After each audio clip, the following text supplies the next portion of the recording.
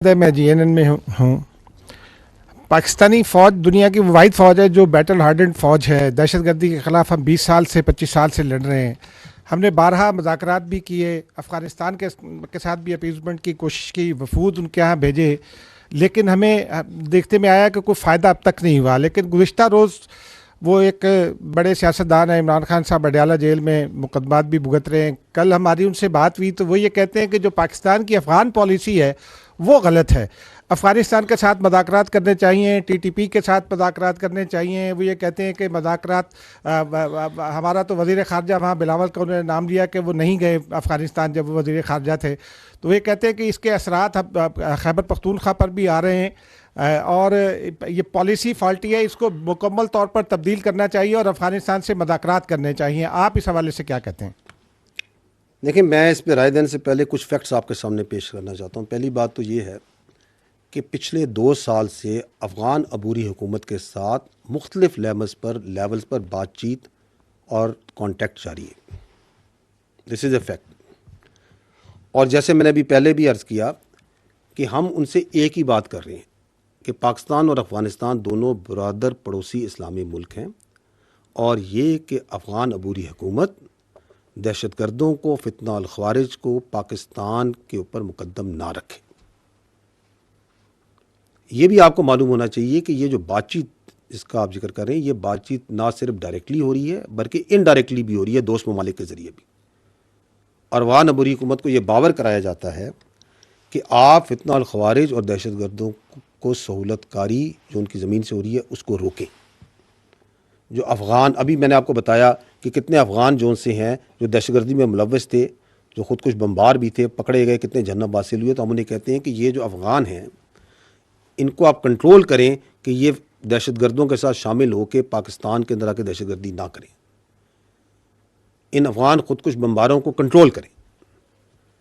लेकिन अगर इस मसलसल राब्ते और इस कॉन्टैक्ट के बावजूद अगर अफ़गानिस्तान की सरज़मीन में फितना अल ख़वारिज के जो लीडरान हैं, उनके जो तरबीती मराकज़ हैं, उनके जो राब्ते हैं, वो आज़ादी से ऑपरेट होते रहे और रोज़ाना की बुनियाद पर हमारे जो मासूम शहरी हैं और कानून नाफिज करने वाले जो रखवाले हैं उनका नाहक खून बहाया जाए, तो क्या हम बैठकर ये तमाशा देखते रहें?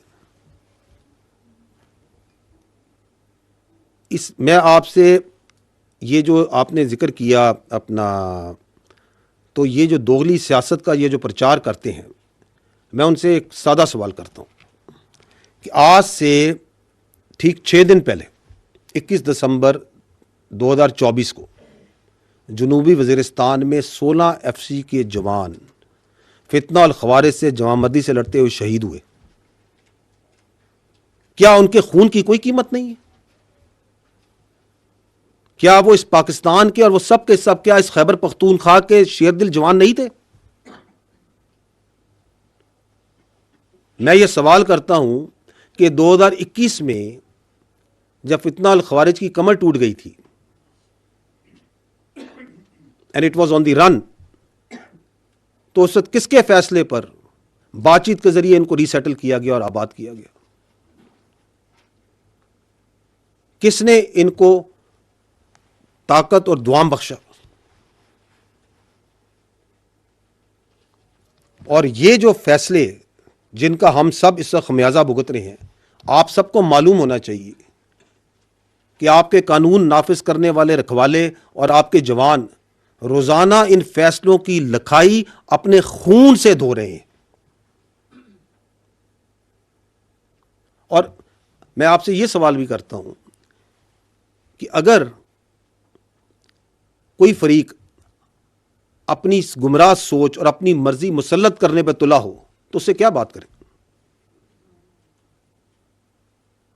अगर इस तरह के हर मसले का हल बातचीत में होता तो फिर दुनिया की तारीख में कोई जंगो जदल नहीं होता, कोई गज़वात और मुहम्मात नहीं होती।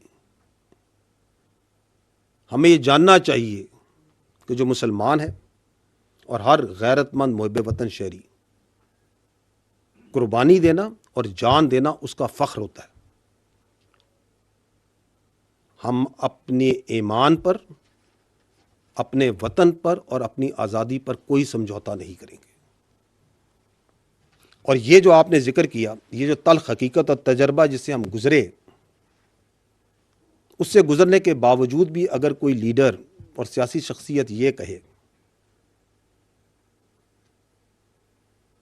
तो ऐसी शख्सियत जो कि इस सलाहियत से आरी हो कि वह अपनी गलती से कोई समझे,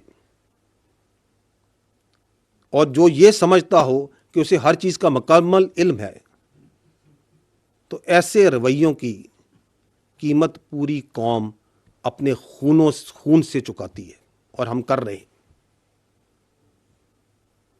ये जो सो कॉल्ड पॉलिसी थी बातचीत की और रीसेटलमेंट की, उसका खमियाजा आप और हम सब भुगत रहे हैं।